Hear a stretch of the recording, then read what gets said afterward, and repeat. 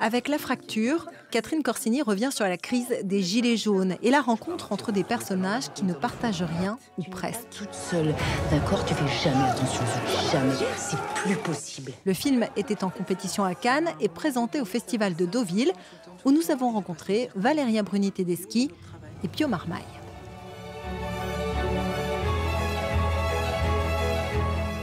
Pio Marmaille, Valeria Bruni-Tedeschi, bonjour, merci d'être avec nous.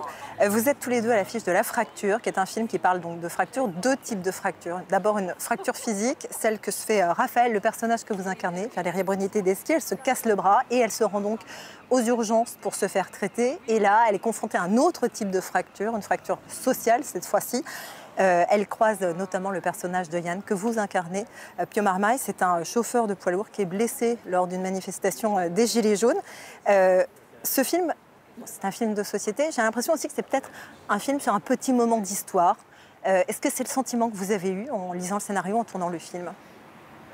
Oui, et un moment d'histoire que personnellement je n'ai pas vécu de façon ni très consciente, ni très précise, ni très approfondie.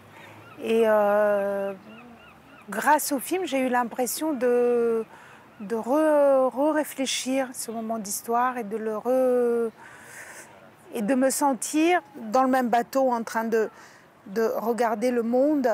Moi, je pense que c'est un peu l'un des buts du cinéma, de nous faire sentir qu'au fond, on est tous dans le même bateau. Même des gens qui ont des problématiques, des douleurs différentes. Qu'au fond, on n'est pas dans des planètes différentes. On est sur la même planète. Vous êtes dans la merde aussi, non? Ouais, je suis dans la merde. J'ai mon coude qui a explosé, je vais plus pouvoir bosser et ma copine me quitte. Tu n'es pas toute seule, d'accord? Tu fais jamais attention aux autres, jamais. C'est plus possible. Et alors vous, Pio, en incarnant un gilet jaune, c'est aussi ce que vous avez ressenti?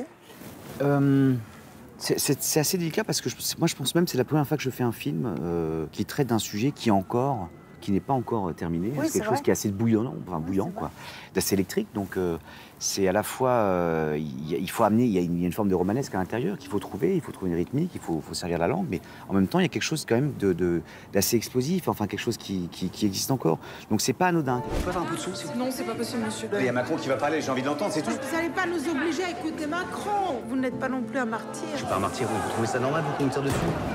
Il y a des propos que prononce Yann à l'encontre d'Emmanuel Macron dans le film. D'ailleurs, ça avait fait une polémique à Cannes parce que pendant la conférence de presse, vous les aviez repris et certains membres du gouvernement avaient cru que c'était vous qui parliez et non pas votre personnage. Oui. Cette colère, elle est légitime, j'imagine, pour ces gilets jaunes, mais est-ce que c'est vous, en tant qu'acteur, aussi votre façon d'interpeller les pouvoirs publics sur cette crise?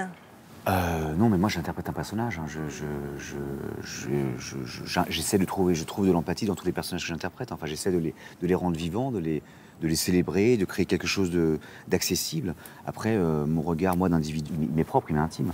Cela dit, moi j'étais très sensible à ça, cet endroit de survie, cet endroit de révolte, de colère, que j'ai essayé d'incarner d'une manière assez vivante. Et c'est vrai qu'on ne sort pas indemne d'un truc comme ça, quelque part. C'est vrai quand on travaille 2 mois dans un sous-sol et que toute la journée, on est dans cette espèce de tension et politique, et de violence, et de douleur, quelque part, c'est vrai que ça peut travailler aussi un peu l'individu que je suis. Mais c'est comme ça, je suis pas une machine, je suis sensible aussi, c'est normal.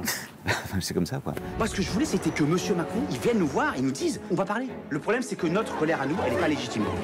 Est-ce que vous avez eu des retours de gilets jaunes, des gens qui vous ont dit « on se reconnaît, merci de porter notre parole au cinéma », que pour eux, il y a une sorte de reconnaissance de la légitimité de leur combat? Je me dis que peut-être eux, qui ont l'impression de ne pas être entendus... C'est possible que ça, aussi bien pour les gilets jaunes que pour les soignants, c'est possible qu'il y ait des gens qui se sentent enfin entendus. Parce que c'est ça le problème. Ce qui crée la colère, c'est, mais même dans la vie personnelle, hein, même dans les rapports personnels, c'est d'avoir la sensation qu'on n'est pas entendu. Vraiment, pour le mouvement des Gilets jaunes, il y a une immense colère qui vient de ça, comme un mépris.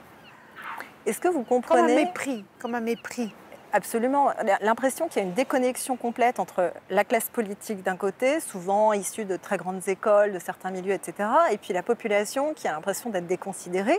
Est-ce que ça, c'est quelque chose que vous avez l'impression qui se développe davantage? Le mouvement des antivax, c'est aussi un petit peu cette incarnation d'une méfiance. Ça n'a vraiment pas grand-chose à voir pour moi et que moi, autant j'ai vraiment une totale empathie pour le mouvement des Gilets jaunes, une totale, en tout cas, intérêt et respect.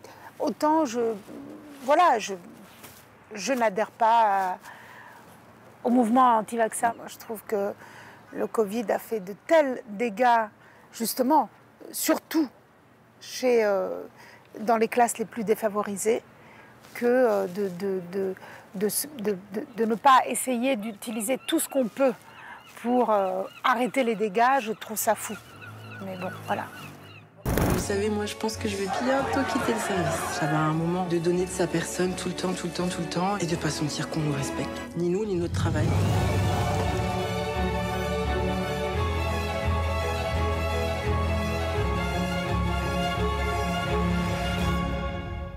Il y a une crise supplémentaire qui s'ajoute à celle des Gilets jaunes, qui les impacte effectivement beaucoup, c'est celle de la pandémie. Et justement, la pandémie s'était invitée sur le tournage parce que le film a été écrit avant que le Covid-19 n'arrive, ça a été tourné pendant le Covid-19.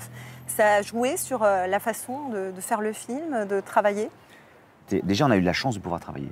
Ça, il faut quand même. Non, mais on s'en rendait compte, on savait qu'on était dans un moment de luxe, qu'on nous autorisait à travailler, faire des films. C'était quelque chose d'assez génial parce qu'on travaillait, quoi. C'était quand même, alors que la France, le monde était à l'arrêt, on avait cette possibilité déjà aussi de créer, encore une fois, de la fiction, du cinéma. C'est vraiment un luxe. On se rendait compte aussi de la fragilité. De l'énergie. Oui. Ça générait un truc comment dire, d'énergie supplémentaire, peut-être. Oui, et de concentration aussi. Je trouve qu'on était plus concentrés. Le fait de ne pas pouvoir faire des fêtes, des trucs, de sortir et tout ça, on n'allait que travailler, rentrer. Mais pour ce film-là, c'était extrêmement créatif. Moi, j'ai un très très bon souvenir de ce tournage. Ouais. Tu voulais là, toi? T'étais pas déjà là hier? Si, hier, avant-hier, j'ai enchaîné 6 nuits de suite. Tu vas jamais tenir à ce rythme. J'ai peur qu'il me garde. Panique pas. Non, mais c'est pas On possible. va trouver des solutions. Puis tu peux prendre une infirmière à domicile, quelqu'un pour te faire le ménage. D'accord, c'est comme si j'étais ma grand-mère, là. C'est aussi un film où on rit beaucoup. Votre personnage, Raph, elle est perdue, elle est en pleine rupture. Elle essaie de reconquérir sa compagne et elle ne recule devant rien. Elle y va de bon cœur et c'est assez jouissif à voir. Est-ce que vous avez pris autant de plaisir à la jouer que nous à la regarder? Oui.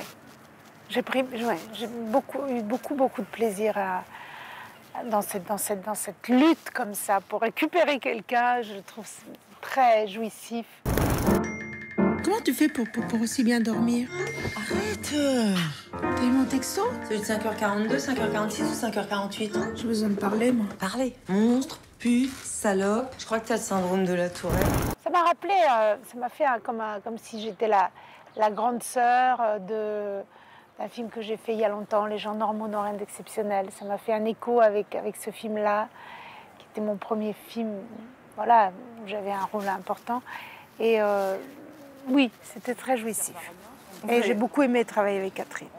Et vous n'avez pas eu du mal à garder votre sérieux face à la Valéria Bruni Tedeschi dans certaines situations? Non, parce que justement, c'était électrique, quoi. C'est ce qu'il fallait trouver, en tout cas, ces classes comme ça qui arrivent, qui sont pas au même endroit.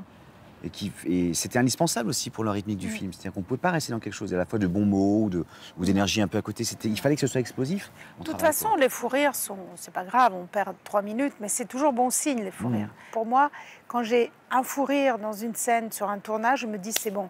Ça, c'est bon signe, c'est bien parti. À votre âge, mon âge, quoi? pourquoi vous battez? C'est pathétique. Mon âge de quoi? Oui, vous faites chier avec mon âge. Est-ce qu'on peut espérer, à votre avis, une réconciliation entre les élites politiques et les Gilets jaunes? Pas évidente. Je Y préfère. a-t-il de l'espoir? Mais je pense qu'il faut toujours espérer, il faut se battre pour ça. Après, ça ne veut pas dire qu'on y arrive, mais voilà, même entre les individus, quand des gens ne se comprennent pas, essaye d'expliquer, essaye de parler. Peut-être tu n'y arrives pas pendant 10 ans, pendant 20 ans, mais un jour, peut-être tu y arriveras. Donc, il faut essayer de se faire entendre, il faut essayer d'écouter. Eh bien, merci beaucoup, Valéria Bruni Tedeschi. Merci à vous, Pierre Marmaille. On va pas la coucher, là. Là, on va voir. Vous n'avez pas un mari ou... Il n'y a pas toujours des maris. Je lui pose la question, je sais pas. Vous venez de regarder votre programme. Dites oui au matin qui chante avec les matelas Ève. Ève, la vie en jaune. Hello la famille, je vous donne rendez-vous pour de nouveaux épisodes chaque semaine de Légendes urbaines, au programme des coups de cœur, des coups de gueule, des parcours de vie incroyables et surtout surtout la face cachée que l'on ne voit que trop peu souvent de ces artistes urbains mondiaux. En attendant, paix, amour, lumière sur vous, One Love. Légendes urbaines, désormais sur France 24 et France24.com. Cette semaine, le Paris des Arts pose ses caméras à Lisbonne. Avec la plasticienne mondialement connue Joana Vasconcelos, nous visiterons cette capitale culturelle aux multiples attraits, avant de découvrir dans son atelier ses sculptures monumentales. Je mets en valeur les différentes personnalités et les différentes versions de la femme. Et puis la musique également à l'honneur, avec une diva, une reine du fado, Ana Moura.